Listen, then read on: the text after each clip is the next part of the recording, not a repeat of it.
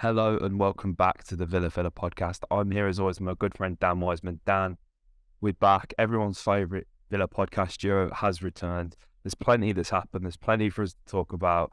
But first of all, mate, how are you doing? I'm grand, mate. Those words are like sweet, sweet nectar to my ears. Back on the Villa, back with you, mate. Um, it's been a busy old, we were just talking, it's been a busy old week and a half, 2 weeks, however long it's been. A lot has happened. You've been up to a lot as well. Nation trotting, island sipping, champagne tripping, having a good time. Having a good time after the Derby d'Italia, watching a bit of Inter, watching a bit of Juve, and I do hate to drag you back down to earth, mate, but it's back to the Villa now, unfortunately for you. But I mean, for anyone watching, sorry for you guys on Spotify, there's a nice little commemorative piece there in the background, that Inter scarf to commemorate a trip. What a couple of weeks you've had, mate. Mate, honestly, it was amazing. And do you know what? It really made me. I just realised I completely forgot to sort of bring it up to you, but there's a point for the podcast that I wanted to talk about.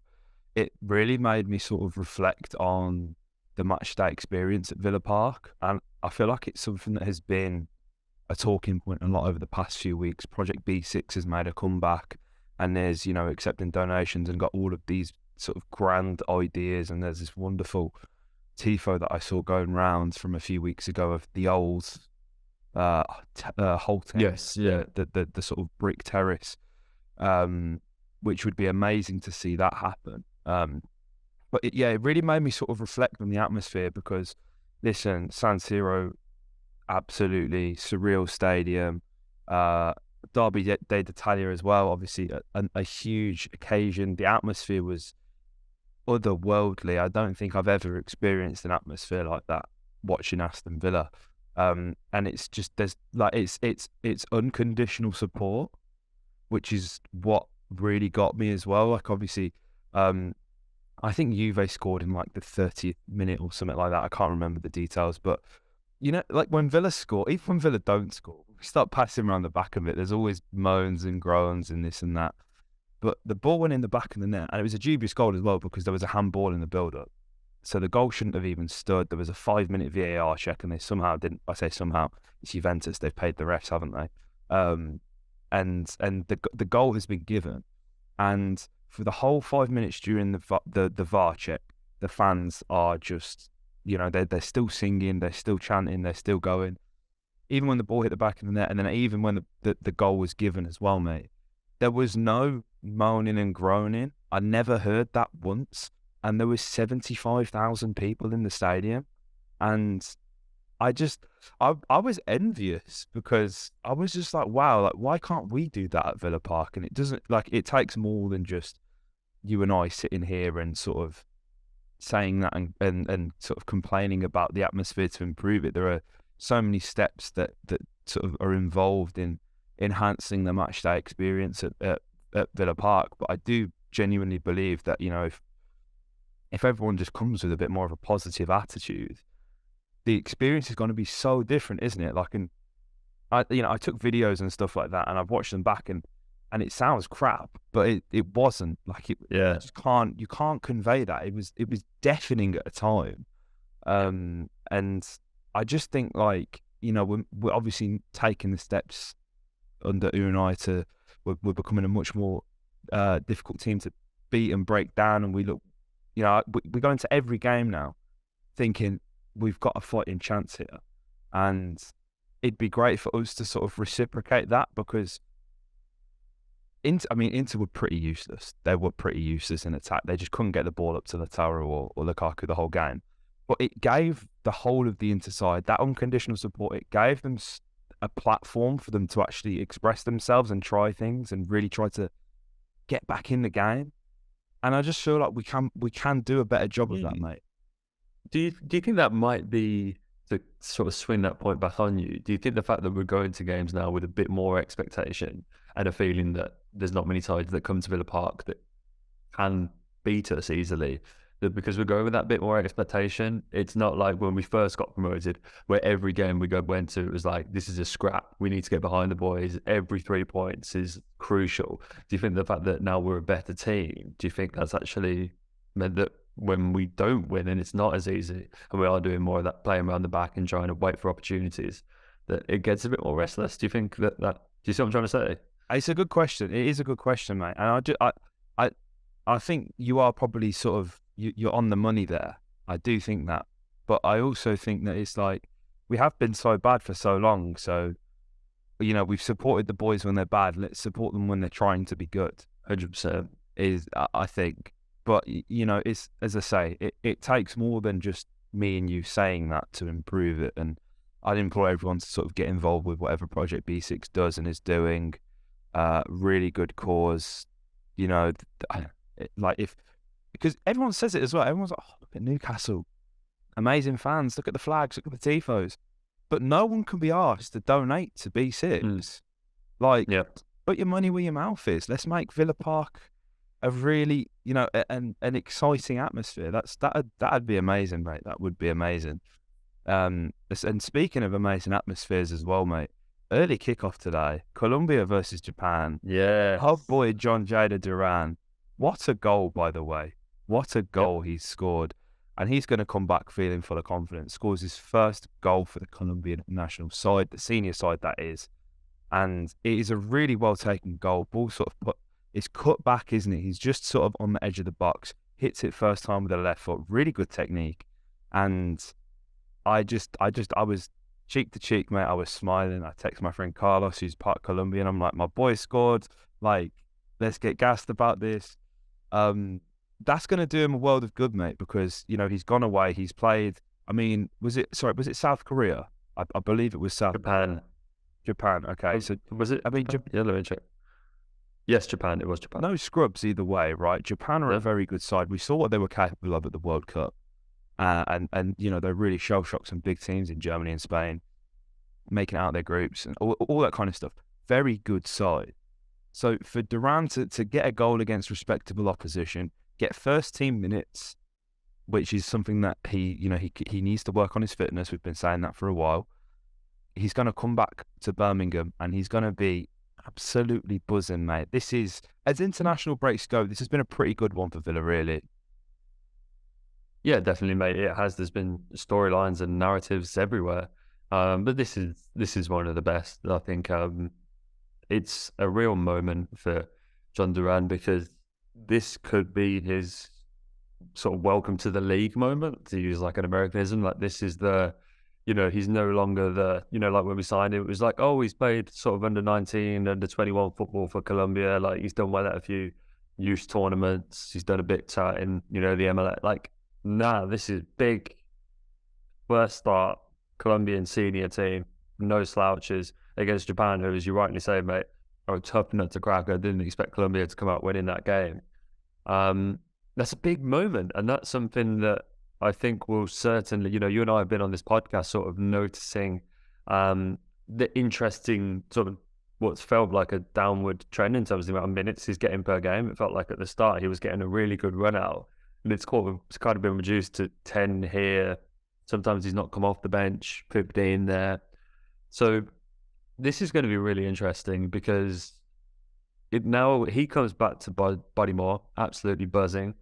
I hate to, put salt in the wounds for a guy like Leon Bailey, but it's, he's gone away with Jamaica, and like obviously courtesy of that amazing Bobby De Cordova-Reid goal against Mexico at the Azteca.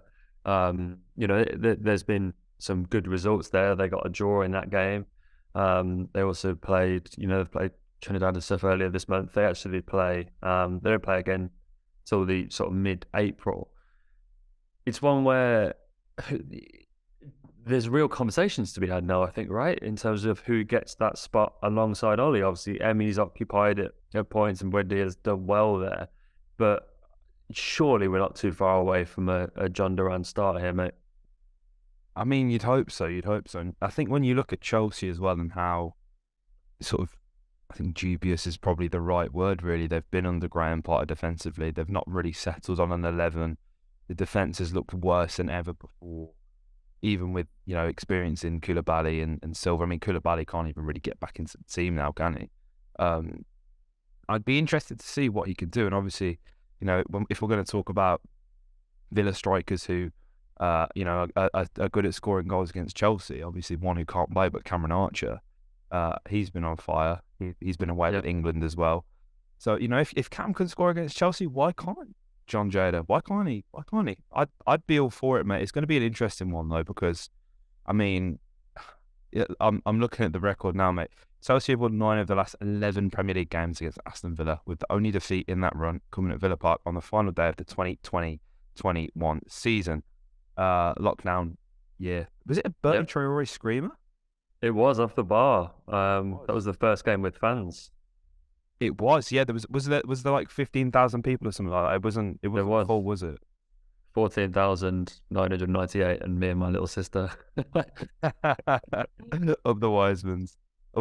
Yeah, what a game to come back to as well, by the way. That's brilliant. And if I'm not mistaken, they went and won the Champions League the next game. They did, yeah. Memory serves, yeah. They beat Manchester City. And I mean, I'm looking at the table, mate, and I'm not. I've just got to pull my table up. I mean, Chelsea are a point ahead of us. They're sat in 10th place. Oh, sorry, we're tied on points. Both got 38 big points. Game.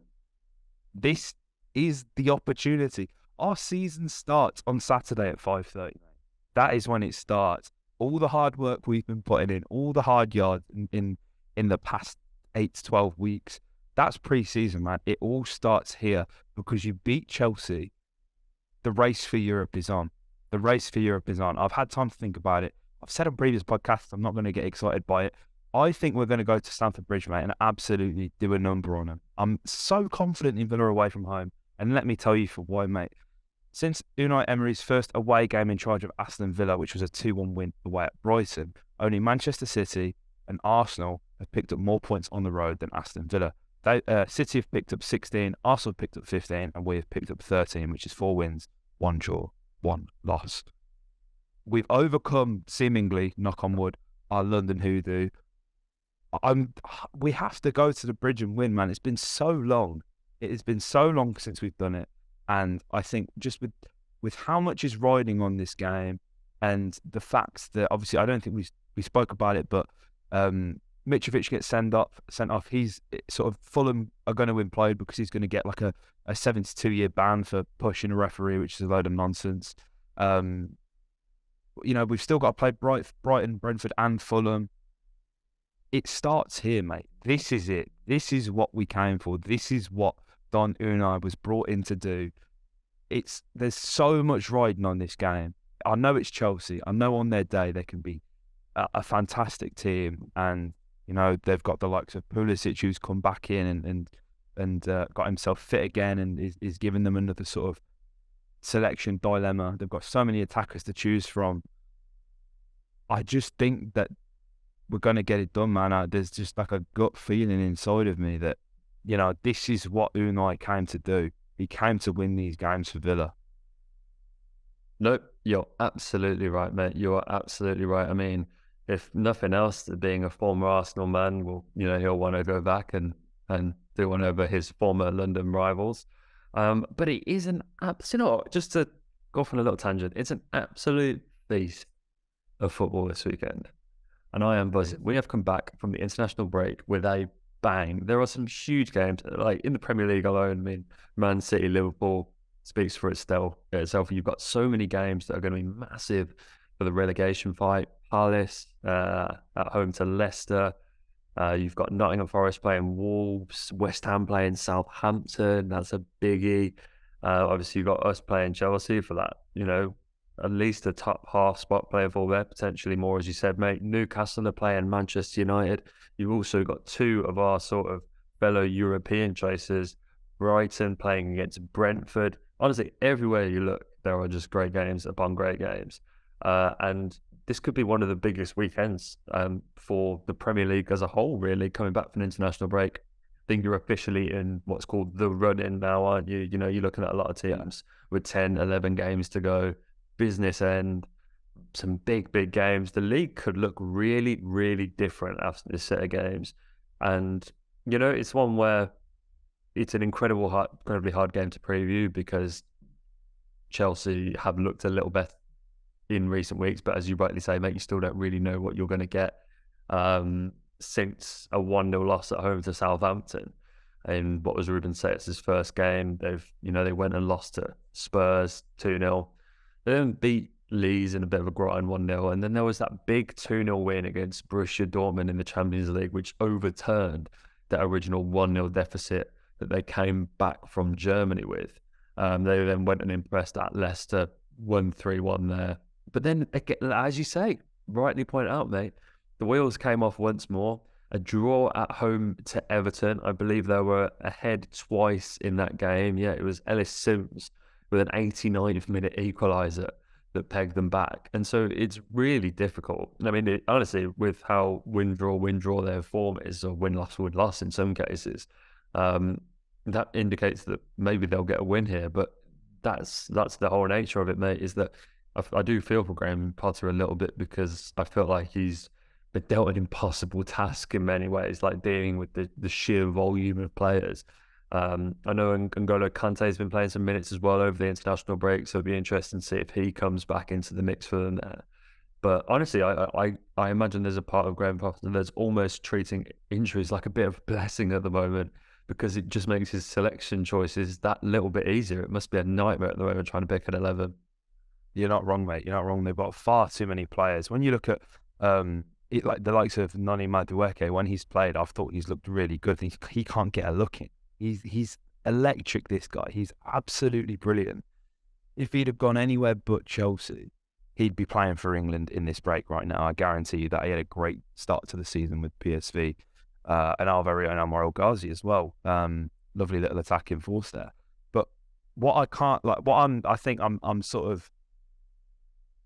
I'm trying to get my head around the fact that we could be sat here, mate, on Tuesday night after having beaten Chelsea and Leicester, and should results go our way, we're sat in 6th place. That's how important these next few games are, mate. You have to go and beat Chelsea. It's do or die. It is absolutely do or die. And, that's why I'm so confident. I just think there's something about us now that we can just go and get it done. We can go and get the job done. Ollie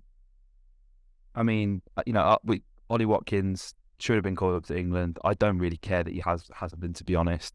I'm sort of glad that he and everyone else has sort of had the time off. Obviously, we had JJ away.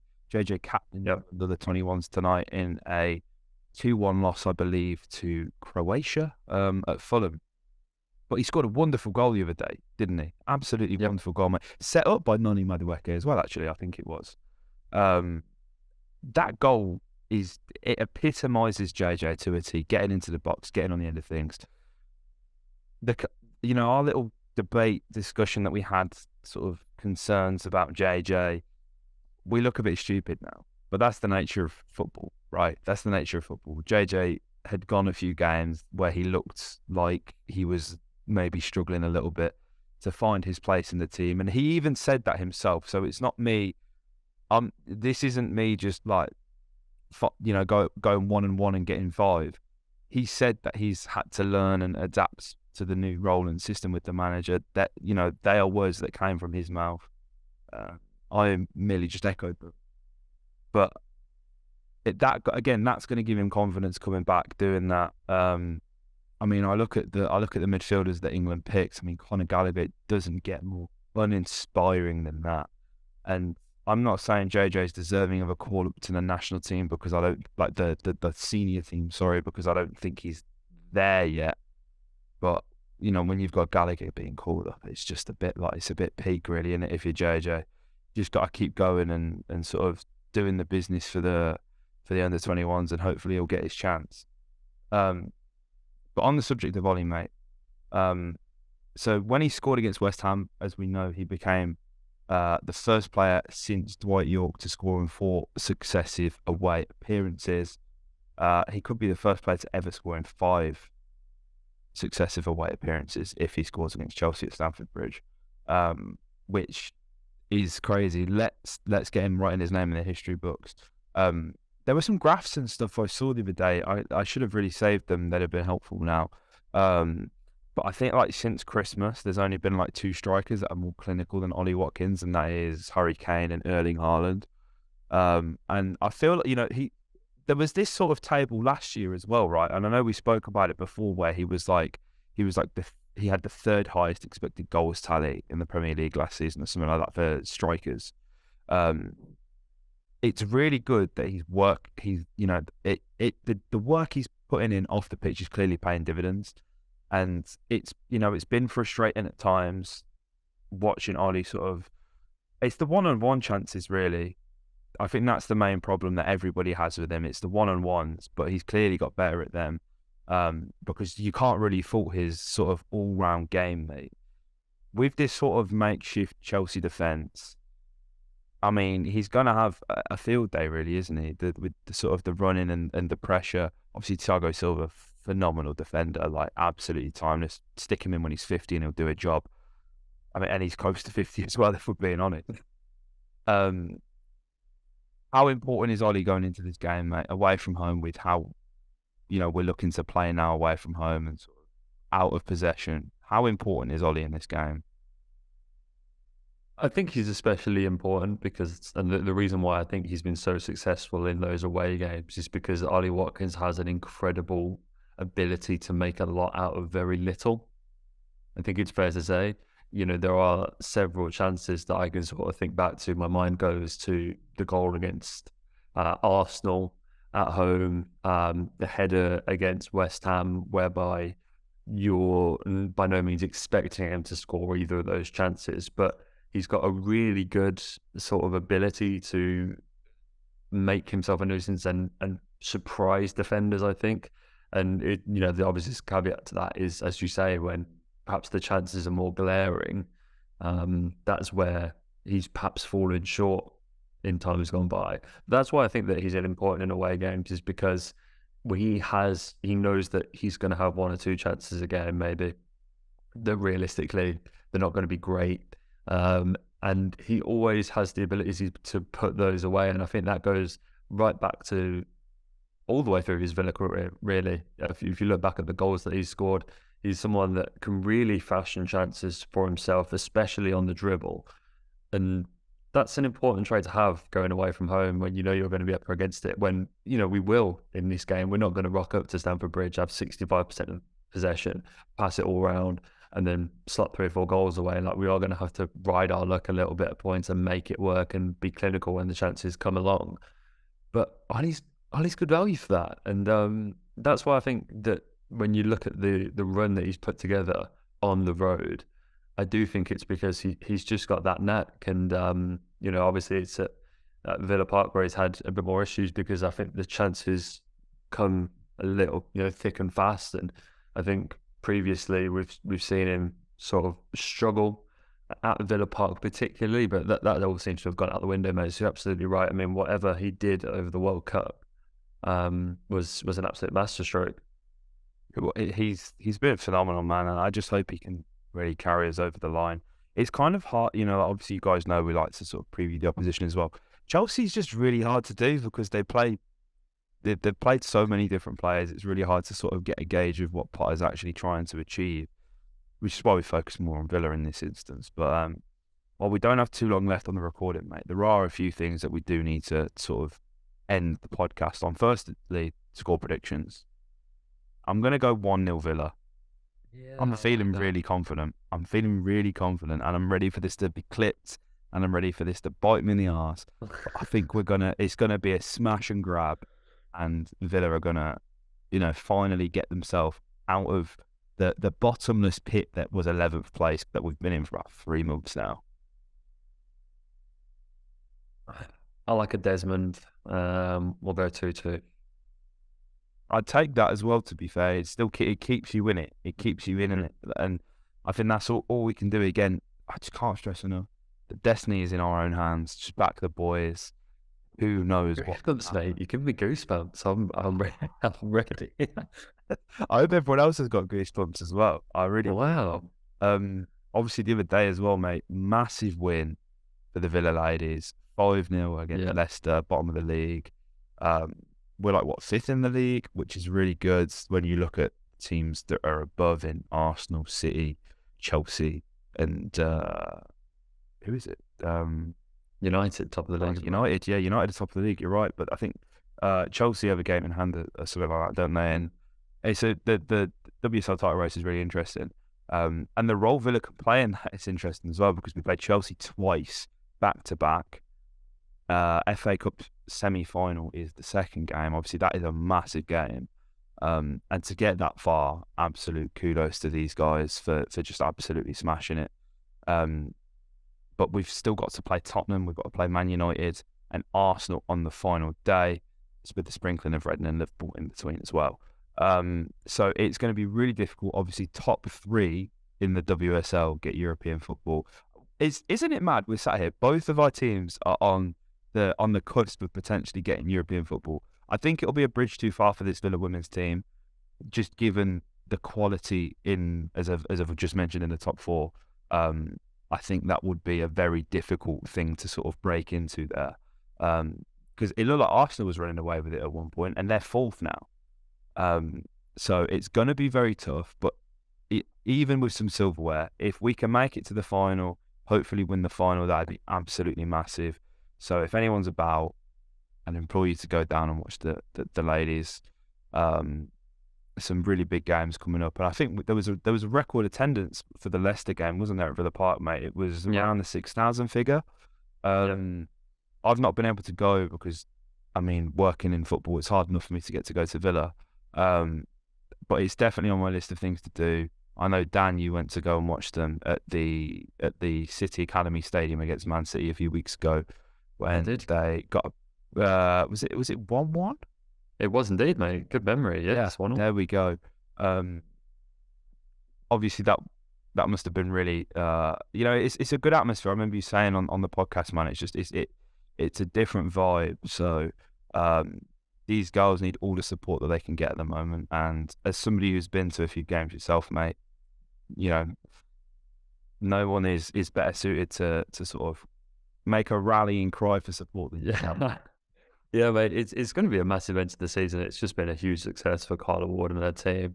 I mean, you rightly point out how tough it's going to be to crack that. I mean, top 4, and you need to get top 3 to really reap any rewards, especially when you consider that Arsenal and Man United. I mean, Arsenal forced Man United first. They've just conceded 9 goals this season. We've conceded 25 for context. So, like, these are just 4 absolute juggernauts. But being the best of the rest is a huge achievement. It's still a huge achievement. And it's just been year-on-year progression since we arrived. We finished 9th last season. The season before that, it was 10th, and we were battling relegation, survived by the skin of our teeth. And now you fast forward just 2 years. And as you say, we've got internationals all across the board. We're chasing down, that top 4. And I'd say as long as we keep cementing ourselves in that position, we're doing really good business. Who knows? But yeah, mate, it's going to be a wild end to the year. But just that cup run on its own is just electric, mate. It is. There's so much to love about this team. So many great personalities as well. If you guys aren't following any of these people on like Instagram, I would really recommend doing it. We've got some great characters in the team. I love Maz Pacheco. That's all I've got to say on that. I absolutely adore that woman. But as well, mate, there was one more thing. What was my final thing? We've got a couple minutes to talk about it. Interesting transfer development that didn't happen, and thank God it didn't happen. From Steven Gerrard's time at Aston Villa, Ines Hadji had a verbal agreement, according to Pro Sport Romania, to join Aston Villa when Steven Gerrard took over. However, he suffered a knee injury and the move never happened. Dan, I know you've seen more of Hadji than I have. One of them, it's kind of gone a bit quiet, I think, even before the injury as well. This is a sort of, it's a dodged bullet, right? This one, really, because you'd imagine the fee that's going to be involved in this one. He's called Hadji. Yeah. So, he's got the name. He's got his father's name. Yeah, it's a good name for the back of his shirt. I'll give him that. He's a player that you desperately want to see do well. He came to Rangers with a bit of a wonder kid status. Really, it was quite a big name that was following in his father's footsteps. Had a few moments of real brilliance at Rangers, particularly in the Europa League. There were some free kicks and some big moments on their run to the final against Frankfurt and the season before, really. But then injuries kind of got in the way, and it's all gone a bit quiet. And now another former Villa transfer that didn't happen in Todd Cantwell has arrived on the scene, and now that's another name that's keeping him out of Mick Beale's 11. So I really do hope it comes back around for Giannis, and it's a bit of a who knows, given that obviously he got that injury, and if that didn't happen, who knows what heights he could have been hitting at Rangers or Villa or elsewhere. But yes, one that will remain a what if, I think, for now, mate, because it has gotten, as you rightly say, a little bit quiet up in Glasgow for him. Yeah, hopefully, for him, he can sort of find his feet a little bit. I mean, it's saying a lot when Cantwell's keeping you out of the team, isn't it? How the mighty have fallen there. It just goes to show you, though, doesn't it? He fell out with, was it Farker who was there before Smith? He fell out with Farker, couldn't get a game. Dino's gone. He's sort of, or at least from the outside, it seems like he's giving him a fair crack at the whip. But after a few games, isn't able to get back in the team. Reported attitude problems, this and that. Obviously, we don't know the whole story. Very unsuccessful loan spell at Bournemouth as well. Couldn't sort of make that happen. And now he finds himself in Scotland. This is someone that we were willing to drop. Well, I think there was probably interest in Cantwell. I don't know how serious it was, but yeah. I think when we paid the sort of near 40 million sum for Buendia, they've gone, oh, do you fancy 35 million for Cantwell as well? And sort of tried to take the piss a little bit there. And thankfully, no, we don't need that one. I'm good. Exactly. I mean, I think at the time we probably spoke about it being like buzzing. We was probably like, yeah, like why not? But I mean, he's kind of fallen off, and it just goes to show it's important to have a good attitude. You haven't got a good attitude in this game, you've got nothing. What a note to end the podcast on. There you go. Getting philosophical on the Villa Filler podcast, but we've got less than a minute left of the recording, so I've got to do the usual housekeeping. Thank you guys for listening, watching. YouTube Shorts, TikTok, Instagram, at Heart of the Hole, at Villa Filler Pod, Spotify, Apple, leave a like, review, all that kind of stuff. Subscribe for more, and up the Villa.